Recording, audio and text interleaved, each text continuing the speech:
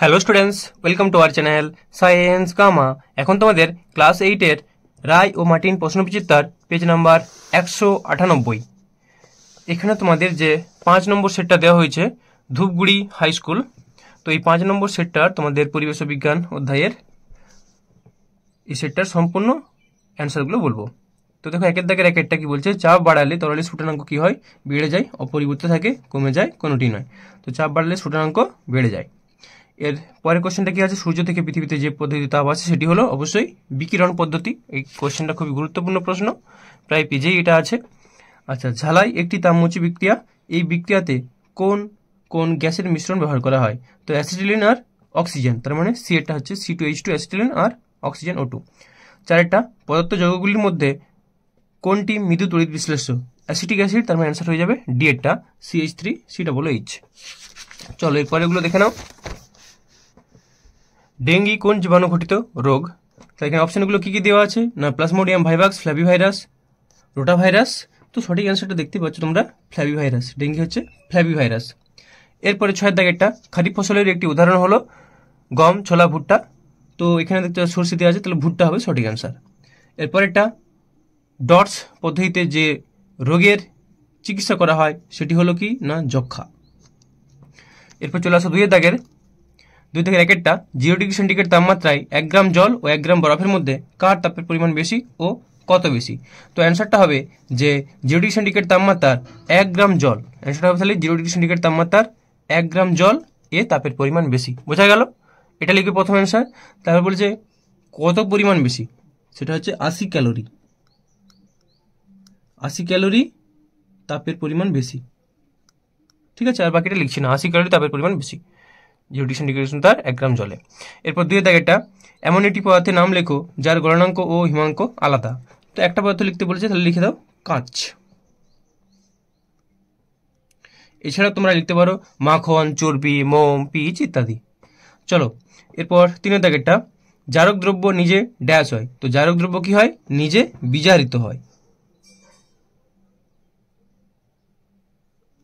এবং বিজারক দ্রব্য নিজে জারিত হয়। 4 তড়িৎ বিশ্লেষণের সময় তড়িৎ বিশ্লেষ্য পদার্থে কারা তড়িৎ পরিবহন করে? তো এটা হবে আয়ন, ব্র্যাকেটে বা লিখতে পারো যে ক্যাটায়ন ও অ্যানায়ন। আয়ন বা ব্র্যাকেটে লিখে দিচ্ছি ক্যাটায়ন ও অ্যানায়ন।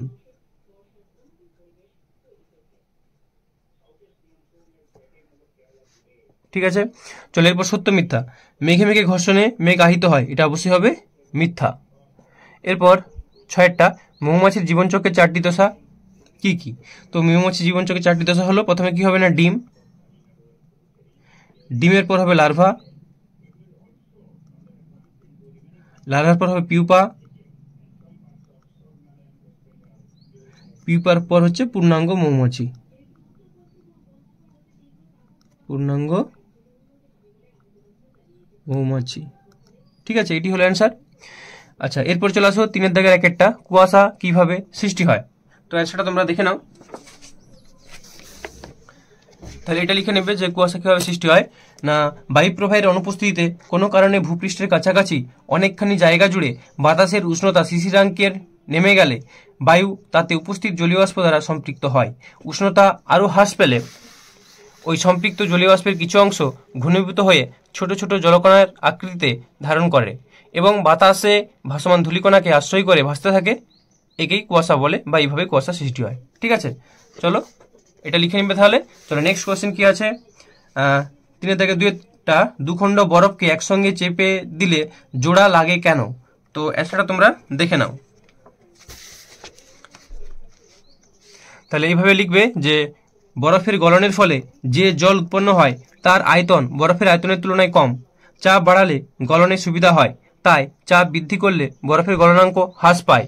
দুটি বরফের টুকরো একসঙ্গে কিছুক্ষণ চেপে ধরে রাখলে সংযোগস্থলে বরফের গলনাঙ্ক কমে ও বরফ গলে একসময় জলে পরিণত হয়।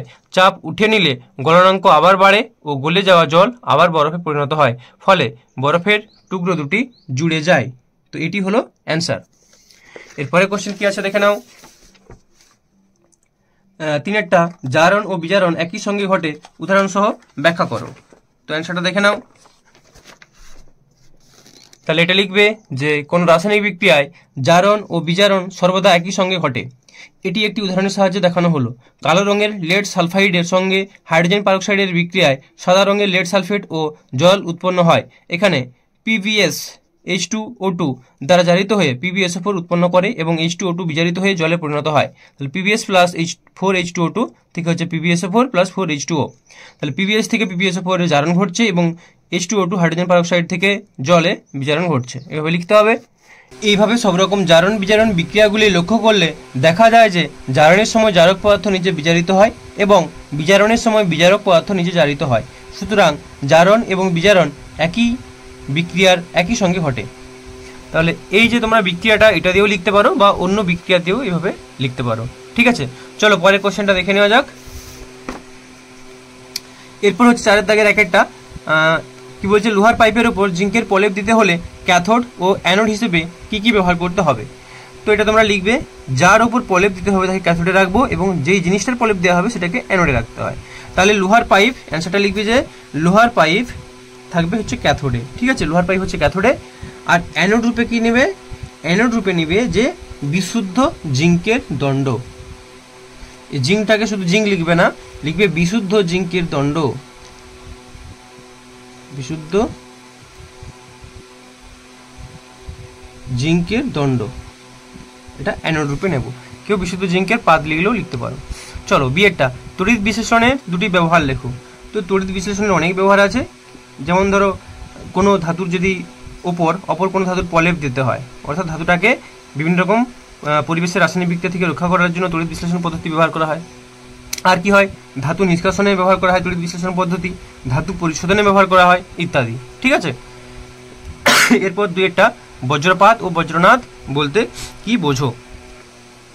একই মেঘের দুই ভিন্ন অংশে থাকা বিপরীত আধান অথবা দুটি ভিন্ন মেঘের স্তরে থাকা বিপরীত আধানের পারস্পরিক প্রতিমিতকরণের সংশ্লিষ্ট অংশদ্বয়ের মধ্যে বিপুল পরিমাণ তড়িৎ মোক্ষণ ঘটে। এই প্রক্রিয়ায় সংঘটিত অতি উচ্চ তড়িৎ শক্তির রূপান্তরে উৎপন্ন তাপও অকল্পনীয় রকম বেশি হয়। এই বিপুল তাপের প্রভাবে সংশ্লিষ্ট বায়ু প্রায় 10,000 ডিগ্রি সেন্টিগ্রেড উষ্ণতায় উত্তপ্ত হয়ে শ্বেততপ্ত বিকিরণ নির্গমন করে, যা সমগ্র আকাশ জুড়ে নীলচে সাদা রঙের চোখ ঝলসানো আলোর রেখা তৈরি করে। একেই বজ্রপাত বলে। ঠিক আছে, এবার হচ্ছে বজ্রনাদ অর্থাৎ থান্ডার। তাহলে প্রথমে আমরা পড়লাম লাইটনিং, এবার হচ্ছে থান্ডার, মানে হচ্ছে যখন আওয়াজটা পায়। ঠিক আছে, বজ্রপাতের প্রবাহপথ বরাবর অবস্থিত বায়ুর দ্রুত প্রসারণের ফলে উৎপন্ন শব্দকেই বজ্রনাদ বলে। বজ্রপাতে সৃষ্ট ক্ষণস্থায়ী কিন্তু অতি উচ্চমানের তড়িৎ প্রবাহ যে বিপুল তড়িৎ শক্তির উদ্ভব ঘটায় তা বায়ুস্তম্ভের দ্রুত ও অস্বাভাবিক বেশি প্রসারণ সৃষ্টি করে। এই প্রসারণ বায়ুতে বহির্মুখী ও কম্পনশীল এক শক্তিশালী চাপ তরঙ্গ পাঠায়, যা শব্দের বেগে প্রায় 320 মিটার পার সেকেন্ড বেগে প্রবাহিত হয়। এই চাপ তরঙ্গ দ্বারা সৃষ্ট প্রবল কম্পন বজ্রপাত ঘটার সামান্য পরেই এক জোরালো শব্দ উৎপন্ন করে, যাকে মেঘ গর্জন বা বজ্রনাদ বলে। ঠিক আছে, তো এটাই হলো অ্যান্সার বজ্রপাত এবং বজ্রনাদের। চলো পরের কোশ্চেন কি আছে দেখে নাও, যে লঘু সালফিউরিক অ্যাসিডের মিশ্রিত ফেরাস সালফেট দ্রবণে অতিরিক্ত অক্সিজেন গ্যাস যোগ করলে কি ঘটবে সমীকরণ লেখো। তো লঘু সালফিউরিক অ্যাসিড মিশ্রিত দেখো ফেরাস সালফেট লবণ FeSO4, ফেরাস সালফেটের সঙ্গে লঘু সালফিউরিক অ্যাসিড আছে আর অক্সিজেন যোগ করা হয়েছে। তাহলে কি উৎপন্ন হবে, ফেরাস সালফেট থেকে হয়ে যাবে ফেরিক সালফেট এবং জল উৎপন্ন হবে। ঠিক আছে, তাহলে এটা লিখে নিবে যে সামান্য একটি টেস্ট টিউবে সামান্য লঘু সালফিউরিক অ্যাসিড মেশানো ফিকে সবুজ রঙের ফেরাস সালফেট দ্রবণ নেওয়া হলো, তারপর তার মধ্যে অক্সিজেন গ্যাস পাঠানো হলো। কিছুক্ষণ পর দেখা গেল দ্রবণের বর্ণ হলুদ হয়ে গেল। এক্ষেত্রে ফেরাস সালফেট অক্সিজেনের দ্বারা জারিত হয়ে ফেরিক সালফেটে পরিণত হয়। দিয়ে বিক্রিয়া লিখে দিবে 4FeSO4 plus 2H2SO4 plus O2 তীরচিহ্ন দিয়ে 2Fe2SO4 প্লাস 2H2O। তো তোমাদের বই এখানটায় 4 লেখা ছিল, এটা কারেকশন করবে, এটা 2 হবে। ঠিক আছে, তো এটি হলো অ্যান্সার। চলো নেক্সট কোশ্চেন কি আছে দেখে নেওয়া যাক। নেক্সট কোশ্চেন বলছে যে পরীক্ষাগারে অক্সিজেন প্রস্তুতিতে MnO2 ব্যবহারের ভূমিকা কি। দেখো এটা 1 নাম্বার আছে 2+1। তো MnO2 কেন ব্যবহার করা হয়, MnO2 হচ্ছে অনুঘটক হিসেবে ব্যবহার করা হয় বিক্রিয়ার বেগ বাড়ানোর জন্য। তো ভূমিকা এটাই, যেহেতু 1 নাম্বার দিয়েছে MnO2 ব্যবহার করা হয় অক্সিজেন প্রস্তুত করার জন্য বিক্রিয়া, যাতে বিক্রিয়াটা দ্রুত হয় বা বিক্রিয়ার বেগ বাড়ে, অনুঘটক হিসেবে তাই ব্যবহার করা হয়। চলো এরপর 4 দাগের এটা, মুরগি পালনে লিটার কি? তো অ্যান্সারটা তোমরা দেখে নাও। মুরগি পালনে লিটার,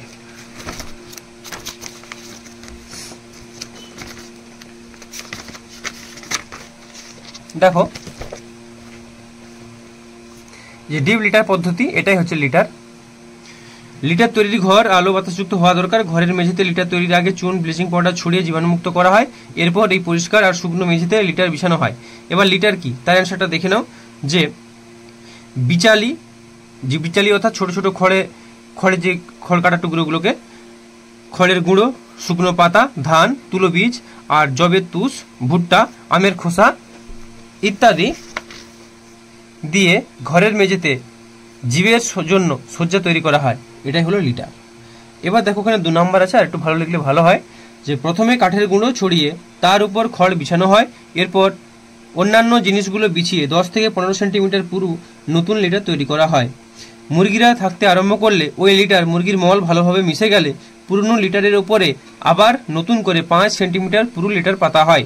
এর ফলে মোটামুটি 20 সেন্টিমিটার পুরু স্থায়ী লিটার তৈরি করা সম্পন্ন হয়। তো এটা লিখলেই চলবে, ঠিক আছে। চলো নেক্সট কোশ্চেন কি আছে দেখে নেওয়া যাক। পূর্ণাঙ্গ মাছ তৈরির ধাপগুলি লেখো। দেখো মুরগির পালনের লিটার কি, এটা ছিল 2 নাম্বার। আর পূর্ণাঙ্গ মাছ তৈরির ধাপগুলি, এটা আছে 1 নাম্বার। তাহলে 1 নাম্বার মানে বিশেষ কিছু তোমাকে লিখতে হবে না, তো শুধু লিখবে যে ধাপগুলি হলো প্রথমে ডিমপোনা, ডিমপোনা থেকে হবে ধানিপোনা, ধানিপোনা থেকে হবে চারাপোনা, চারাপোনা থেকে হবে পূর্ণাঙ্গ মাছ। আর পারলে কোনটা কোন পুকুরে করা হয় সেটা লিখে দিবে। ডিমপোনা থেকে ধানিপোনা হয় আঁতুড় পুকুরে, ধানিপোনা থেকে চারাপোনা যখন হয় পালন পুকুর, চারাপোনা থেকে পূর্ণাঙ্গ মাছ হয় সঞ্চয়ী পুকুর। ব্যাস, তো তোমাদের 5 নম্বর সেটটার সম্পূর্ণ অ্যান্সারগুলো বললাম। যদি তোমাদের ভিডিও ভালো লাগে ভিডিওটিকে অবশ্যই লাইক করো, আর চ্যানেল নতুন হয়ে থাকলে এই ধরনের ভিডিওগুলি পাওয়ার জন্য অবশ্যই চ্যানেলটিকে সাবস্ক্রাইব করে রাখো।